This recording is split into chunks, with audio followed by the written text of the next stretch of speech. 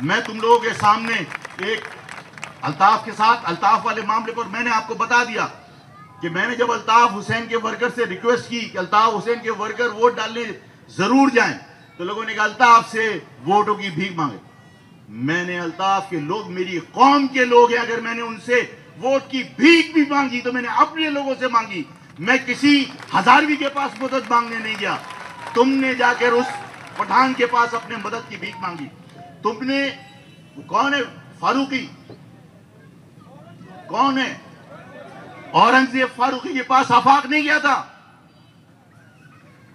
آفاق نے کسی تنولی کو اپنے ہاں سے نومینیٹ نہیں کیا، آفاق نے کسی محسود کو مہاجر قومی موومنٹ کے پلیٹ فارم سے ٹکٹ نہیں دیا، اس لیے کہ مہاجر قوم کو ریپرزینٹ کرنے کے لیے مہاجر قومی موومنٹ بنی ہے۔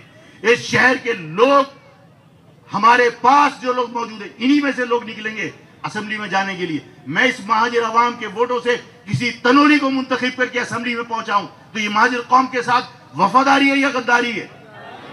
اگر تم سے میں یہ کہوں کہ تنولی کو ووٹ ڈالو اور تنولی تمہارے ووٹوں سے منتخب ہو کے اسمبلی میں جائے گا، یہ مہاجر قوم کے ساتھ وفا نبھا رہے ہو؟ اگر محسود تمہارے ووٹوں سے منتخب ہو کے اسمبلی میں جائے، تمہارے ہاں کیا مہاجر نوجوان پڑھے لکھے نہیں ہیں؟ تمہارے ہاں کیا دانشور نہیں ہیں؟ تمہارے ہاں کیا شاعر نہیں ہیں؟ تمہارے ہاں کیا مصنف نہیں ہیں؟ تمہارے لوگ کیا اس قابل نہیں ہیں کہ تمہارے اندر سے کوئی مہاجر عوام کو مہاجر نوجوان کو، مہاجر بزرگ کو نامزد کر کے اسمبلی میں پہنچایا جاتا؟ محسود کو نومینیٹ کیا۔